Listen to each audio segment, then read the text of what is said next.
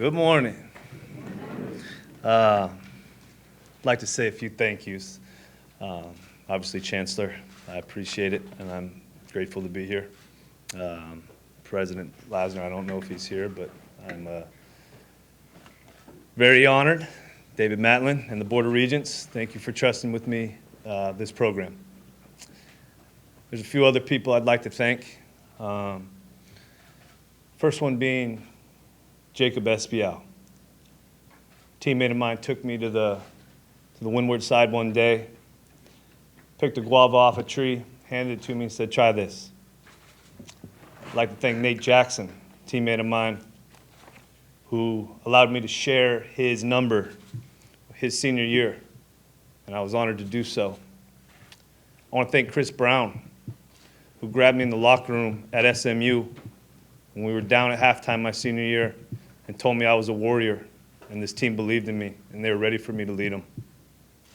And I want to thank La Nui Correa, who took me diving out the east side one day and grabbed me by the fin before I started chasing a humu down. I'd like to thank Justin Colbert, Tafiti Uso, Shannon Harris, Louis Fuata, Manly Kanoa, Brian Smith, Vince Monowai, Uriah Moinoa, Craig Stutzman, Ashley Lee, Thero Mitchell, Mike Bass, my teammates. Those guys taught me what it meant to be a warrior, and that's what made me want to be here today, and I'm honored to do so. I'd like to thank, obviously, Coach Polian from Nevada, who was very encouraging through this process. It happened fast at an awkward time for some of the student athletes, and he handled it great. Learned a ton from him about recruiting and really helped me become a better coach. Coach Alt from Nevada, when I was there, we were fairly different, but he also coached at his alma mater. And the pride he showed day in and day out about the pride and the passion that he showed every day, every step he took walking around campus, I looked at him and said, if I ever get the chance, that's how I'm going to do it. I'd like to thank Coach Chow. Coach Chow, when I left here, told me I was going to leave and become a better coach, and he was right. And all the incredible facility upgrades, the room we're all in, this looks a lot different now. The locker rooms, I mean, and most importantly, the APR he left us in, and the graduation rate is something we will continue and something we should all be proud of. Then I look at Coach McMacken, who brought me here as a recruit, trusted in me as a player, and then trusted me and gave me my first shot as a Division I football coach. I owe a lot to him. And Coach Jones. Coach Jones has been an incredible influence on my life for 15 years with continuous guidance throughout this game, throughout life in general, throughout coaching. I've been very blessed to be around some special people. Final guy is Coach George Rush. George Rush, I remember a lot of things about Coach Rush, but he told me one thing. It's all about the players. And I never forgot that he said that, and it's true. It's about these student athletes and their experience at the University of Hawaii and the teammates and the bonds that they build when they're here. That's what's important in this deal.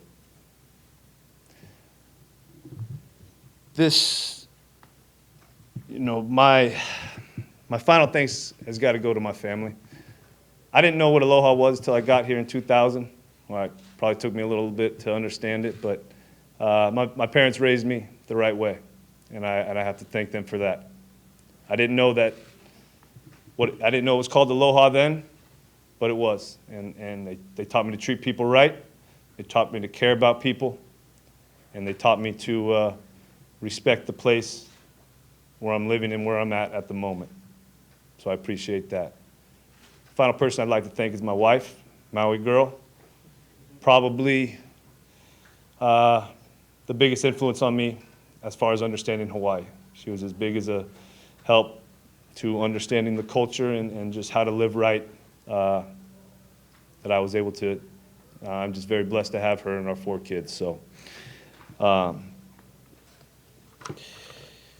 left here after my senior year, last game. I walked out of Aloha Stadium with up the ramp. I still remember it. It's an experience, the greatest day of my life as a football player before a husband and a father. And all I want is for our student athletes to be able to walk out with a similar or better experience. I want them to see the newspaper falling. I want them to feel, is it shaking? What is that sound? That's Aloha Stadium moving. Why is it moving? Because people are so excited to be there. It's a special place when it's rocking. And I believe if these kids that we have in our program right now make this community better by living Aloha and playing Warrior, I think they can impact this community in such a positive way, and we can get back to the winning tradition that we all want around here. I'd like to finish with this before we take questions. I have 4 kids, like I mentioned. A lot of Disney movies. We're watching Lion King a few years back, and I liken us a lot to Pride Rock. We were great once. We can be great again. We can all be Simba, and it's going to take all of us. We all are Simba. Do one thing better today to help this program and this community and this university, and this place will be great again. Pride Rock has a chance, and we're going to get going. I appreciate it. Thank you very much.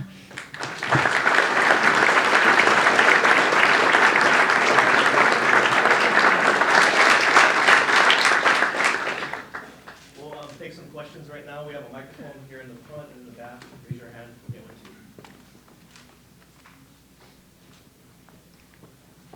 I love that mustache.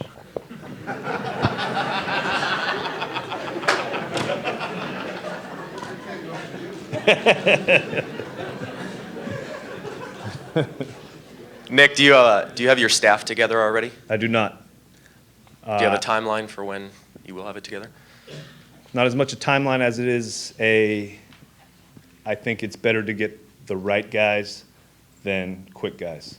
I want guys that, what I'm going to call them is men of Aloha, that will guide these young men off the field, be counselors, be role models. But no, I'm not in any hurry to do so. I'd like to talk to a few coordinators before we hire them. Obviously, there's going to be a crazy coaching carousel going on this year that we're going to have to be aware of. I want to make sure the people that commit to us are ready to dig their feet in and work for this program. But we have a lot of candidates that, I tell you what, I got 700 friends, because that's how many text messages I got. There's no lack of interest in working here, and I appreciate that. Rolo, Chris Tanaka, Hawaii News Now. Congratulations and welcome back. Thanks, Chris. Good to see you. How are you different from when you left in 2011? It seems like those last 4 years went by quick. They did go by quick. Yeah, how are you different? Coach, But I as never a man? left. I never left. In my heart, I never left. I learned a lot about recruiting. I learned a lot about a different type of offensive scheme. But the lessons I learned here through my parents and through Hawaii, I was able to thrive on the main. Aloha works here. I understand that. Aloha works everywhere. They may not call it Aloha, but it helps you everywhere you go if you treat people right. Hawaii helped me on the mainland as much as the mainland helped me become a better coach. Obviously, I became a father of 2 more children, but it's the maturing process. It's the growing process. There's lessons all the time. But my care for the players and their well-being never strayed. And I think that's what I'm going to I believe that's why they like playing for me and they trust me, because I don't know how to lie and I care about them as people. Yes. Hi. Why do you think you were selected? And a second question, what are you going to do to make this a winning team? I hope I was selected because I fit the criteria the chancellor laid out for us. I do care about Hawaii. I care about the people of Hawaii. I owe it to the people of Hawaii. Hawaii changed my life. Hawaii changed my life in a way where I was at a moldable time. I could have gone either way. And there's some people on this island and in this state that took me and said, hey, this is the way it works here. You either, if you don't like it, you can always go home. But here, this is how it works.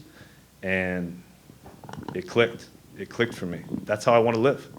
And your second part of your question is, I don't believe it's scheme. I don't believe it's what offense we're going to run, what defense we're going to run. I told the kids this morning, it's about the love between each one of them. If they will go into battle with each other, for each other, this team will be great. I don't care if you run Air Force's offense, San Diego State's offense. It doesn't matter. It's the bond between the players in the room, in the locker room. I think that's what makes a great team, and that's where I'm going to start. And that's why probably coaches aren't as an urgent decision-making point for me right now. It's about getting this team in a place where they understand each other and are open-minded to each other and find one goal. And from there, we will keep moving forward one step at a time. All I've asked them to do today is to do one thing to make this campus better. Whether it's picking up rubbish, whether it's saying hello to someone they never really say hello to. Or maybe it's a local boy talking to some guy from the mainland, helping him through the process of the local culture. Just one thing. Tomorrow do another thing. And we will keep building from there. Hey, Nick. Yes. Welcome back. Thank you. How difficult was it to leave 4 years ago, and did you ever believe that you would be back as soon as this? I always believed I'd be back. I always believed I belonged here. I did not know how quick it was. It was hard to leave. It was hard to leave because it's a hard profession for coaches. You try your best and sometimes it doesn't work out. You just got to pick up and you got to keep working. And obviously I'm excited. It kind of sunk in seeing all these faces in the crowd. Everyone, there's a want. I can see it in the eyes of this room and the players I met with this morning. There's a want to be great again. And it's my job to get that out of them and get that done. Yes, Dave. Can you talk a little bit about this first game in Australia? And did you grow up as a Cal fan? I don't remember. I know it's pretty close to where you grew up. I didn't grow up a Cal fan. The big game, the laterals, that was a big thing growing up. I believe it was '83. But it was the closest college to us growing up. Excited. I think it's going to be an incredible experience for our guys to be able to go over to Australia. Has there been a game in Australia before, an American football game? Two games in the 80s. Well, not in Sydney. This is more than just a game. I know the travel. I mean, people have asked me about the travel. Look, if you're going to play at Hawaii, you're going to be on a plane. Accept it and enjoy it. You're not going to be able to go to Australia and play a game every year. And there's two teams that get to do it. I think we take advantage of it. I think we enjoy it. I think we make an experience for our student athletes. Aloha, Nick. Mike Sullivan, Guava Press, welcome back. Thank you. Following up with Dave's question about going to Australia, what are the recruitment opportunities while you're down there? And because Hawaii is such an international destination, your time in NFL Europe with, I believe, the Rhine Fire. Correct. And, of course, the rest of the Pacific Basin. What are your plans for perhaps recruiting internationally and getting us on the map? It's at an interesting time of the year as far as recruitment goes. I think us being there will be an exciting time for the people of Australia, especially because football is growing. Scott Harding, obviously was a good ambassador for our program and the game of football in Australia. I don't believe there's a chance for us to get out and actively recruit at that time of the year if the dates are correct. But us being there, every year is more and more emails from all over the South Pacific, but you see a growth in Australia recently. And us being the closest university for them, and we've had players come here and be successful. It's going to be great to promote our program. I don't know of specific recruiting events can take place. But to promote our program in Australia, I think it's incredible. Sure. Hey, what's up, Nick? Sam Spangler from KHON. How's it That's going? Sam. How are you? So, as you've noticed the past few years, this program's kind of struggled to find an identity Okay. on the field. What's your plan for an identity between the lines for this program? Between the lines, scheme-wise, or I think it goes back to these kids. If they will play for each other, and I told them again, it's about you and playing next to the guy. Like I mentioned the guys earlier, we were a 3-9 football team in 2000. It wasn't because the scheme was any different. It was because after the 2000 season, 2001, we were not going to let it be the same. We were going to play for each other. Okay, we were going to play smarter. We were going to be better people off the field. Okay, that's what's going to change between the lines. Okay, I hope the boys realize that I'm going to love them. I'm not scared to use the word love. I hope the boys realize that I'll be there for them on and off the field. They can trust me, and I hope the boys start to feel that from each other. When they start to feel for each other, it can go wherever we want it to go. Then it's their choice. But they have to make the decision to come together. Coach, you talked about that growing process. Sorry, right there, Killa.